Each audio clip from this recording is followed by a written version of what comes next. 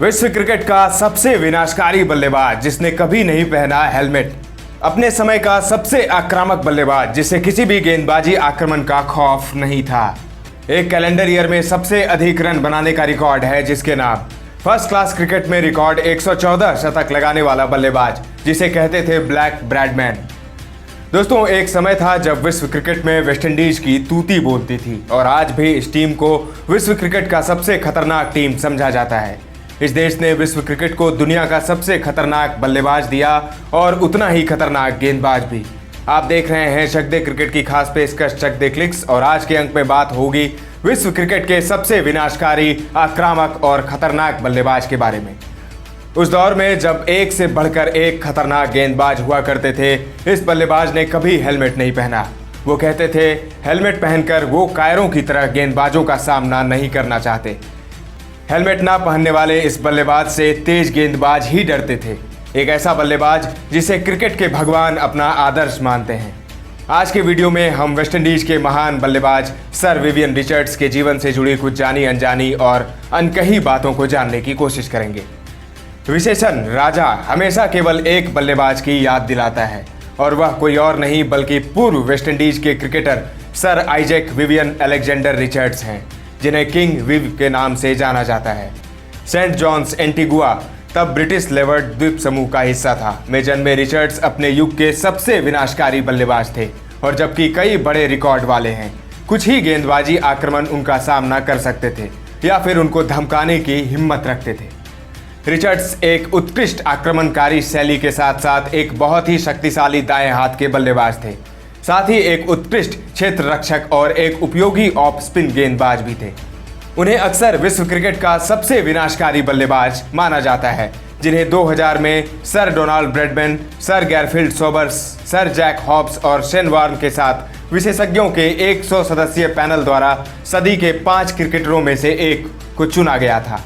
आप जानकर हैरान रह जाएंगे कि रिचर्ड्स ने 1974 के विश्व कप के लिए क्वालिफाइंग मैचों में भाग लेते हुए एंटीगुआ के लिए अंतर्राष्ट्रीय फुटबॉल भी खेला था। हालांकि रिचर्ड्स एक बहुत ही विनम्र पृष्ठभूमि से आए और 18 साल की उम्र में स्कूल छोड़ दिया था और सेंट जॉन्स में डीआरसी के बार और रेस्तरां में काम करने लगे। अपने बचपन के दौरान रिचर्ड्स ने क्रिकेट की शुरुआती तालीम अपने पिता और एक पड़ोसी और पारिवारिक मित्र पैट इवांस से लिया। पैट एंटीगुआ क्रिकेट टीम की कप्तानी कर चुके थे। आगे रिचर्ड्स को प्रोत्साहन उनके भाइयों मरवन और डोनाल्ड ने दिया था, जो एंटीगुआ के लिए खेल चुके थे। रिचर्ड्स के परिवार और आसपास के लोग ये जान चुके थे कि एक दिन रिचर्ड्स विश्व क्रिकेट का सबसे बड़ा नाम बनेगा।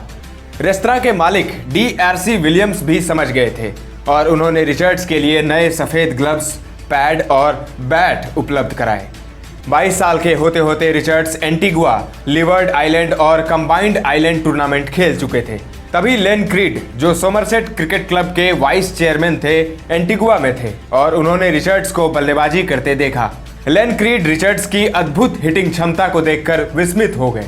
लीन रिचर्ड्स की बल्लेबाजी देख इतने प्रभावित हुए कि रिचर्ड्स को वो अपने साथ इंग्लैंड ले आए।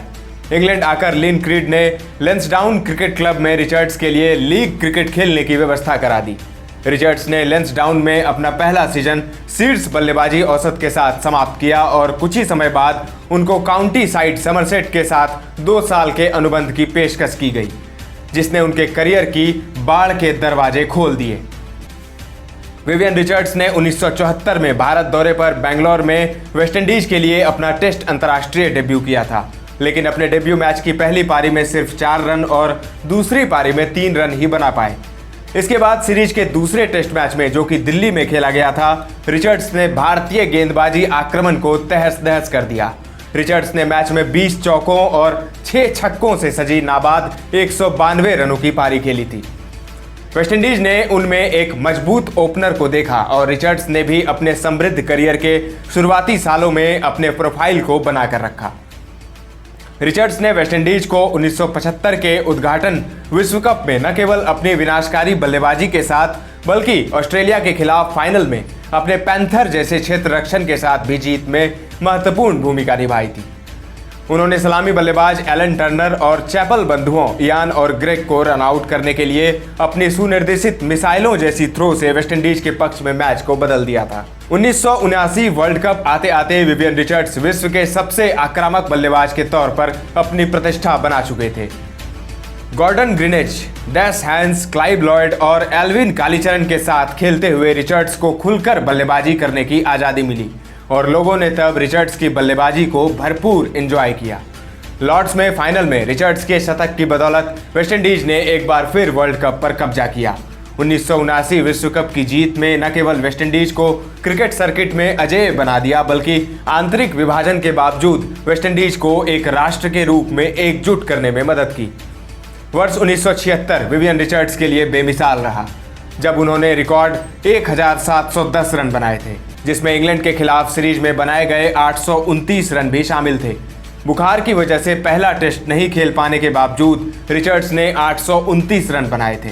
इसी दौरान उन्होंने ओवल में अपना करियर बेस्ट 291 रनों की पारी खेली थी और इंग्लैंड को 3-0 से हराया था।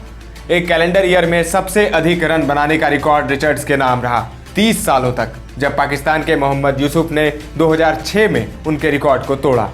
1983 वर्ल्ड कप फाइनल में रिचर्ड्स के आउट होने के बाद ही भारत के लिए जीत के द्वार खुले थे। वो 184 रनों के लक्ष्य का पीछा करते हुए रिचर्ड्स नंबर 3 पर उतरे थे। अपनी शैली में बल्लेबाजी करते हुए रिचर्ड्स ने 33 रनों की पारी में 7 चौके भी लगा दिए थे, लेकिन कपिल देव ने एक आश्चर्यजनक कैच पकड़कर रिचर्ड्स की पारी को समाप्त कर दिया था।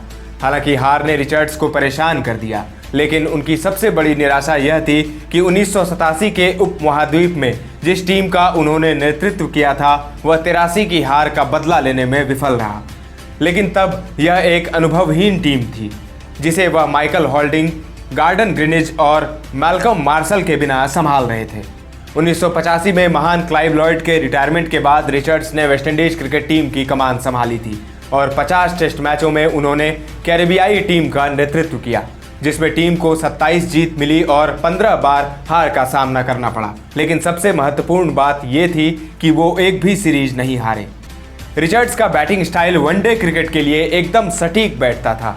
उस समय में असाधारण तेजी से स्कोरिंग के साथ जहां औसत दर बहुत कम थी, रिचर्ड्स ने अपने युग के बाकी शीर्ष बल्लेबाजों से खुद को अलग कर दिया था। हालांकि यह आश्चर्यजनक है कि इतिहास के सबसे तेज और सबसे खतरनाक गेंदबाजों के दौर में रिचर्ड्स ने कभी हेलमेट नहीं पहना, जबकि बल्लेबाजी स्पष्ट रूप से उनका सबसे मजबूत पक्ष था। रिचर्ड्स गेंद के साथ भी अधिक उपयोगी योगदान करता थे, खासकर एक दिवसीय मैचों में, जहां उन्होंने 32.05 की औसत और 4.43 की इकोनॉमी रेट से 99 विकेट चटकाए थे। उन्हें ब्लैक ब्रैडमैन कहा जाता था, इतना बड़ा स्कोर हासिल करने की उनकी क्षमता के लिए नहीं, बल्कि गेंद को फेंके जाने से लगभग पहले देखने की उनकी अमानवीय क्षमता के लिए। उनकी सजगता ऐसी थी कि तेज गेंदबाज उनसे डरते थे। खेलने की अपनी बहुत ही रोमांचक शैली के अलावा रिचर्ड्स को 1983 और 1984 में रंगभेद युग के दौरान दक्षिण अफ्रीका में एक विद्रोही वेस्ट इंडीज टीम के लिए खेलने के लिए ब्लैंक चेक प्रस्ताव को अस्वीकार करने के अपने व्यक्तिगत सिद्धांतों के लिए महान सार्वजनिक सम्मान मिलता है।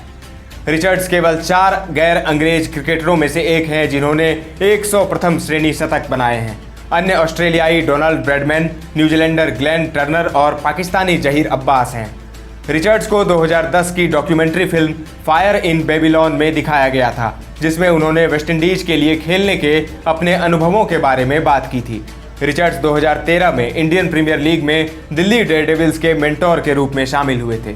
हालांकि कम ही लोग जानते होंगे कि रिचर्ड्स का भारतीय अभिनेत्री नीना गुप्ता के साथ एक संक्षिप्त रिश्ता था, जिसके साथ उनकी एक बेटी मसाबा गुप्ता है, लेकिन शादी तलाक में समाप्त हो गई और रिचर्ड्स ने फिर से मरियम से शादी की और उनके 2 बच्चे हैं, मतारा और माली, जो प्रथम श्रेणी क्रिकेट भी खेली। वह इयान बोथम के बेटे लियाम के गॉडफादर भी हैं। एक नज़र सर विवियन रिचर्ड्स के करियर पर। 121 टेस्ट मैचों में 24 शतक और 45 अर्धशतक के साथ 8,540 रन, 187 वनडे अंतर्राष्ट्रीय में 11 शतक और 45 अर्धशतक के साथ 6,721 रन, टेस्ट में 291 बेस्ट स्कोर और वनडे में नाबाद 189। 507 फर्स्ट क्लास मैचों में 36,212 रन, जिसमें उनके बल्ले से 114 शतक और 162 अर्धशतक आए। यहां 322 रन उनका बेस्ट स्कोर रहा। वहीं 500 लिस्ट ए मैचों में रिचर्ड्स ने 26 शतक और 109 अर्धशतक के साथ 16,995 रन बनाए हैं। यहां पर भी नाबाद 189 रन उनका बेस्ट स्कोर रहा। अंतर्राष्ट्रीय क्रिकेट में रिचर्ड्स ने 150 विकेट हासिल किए, जबकि घरेलू स्तर पर उनके नाम 513 विकेट दर्ज हैं। चक दे क्रिकेट की पूरी टीम महान सर विवियन रिचर्ड्स के उज्जवल भविष्य और स्वस्थ जीवन की कामना करती है। आपको विवियन रिचर्ड्स की बल्लेबाजी में सबसे खास कौन सी चीज़ लगती है? कमेंट में जरूर बताएं। क्रिकेट के दिलचस्प स्टोरी, खबरों और रिकॉर्ड्स के लिए बने रहें हमारे साथ।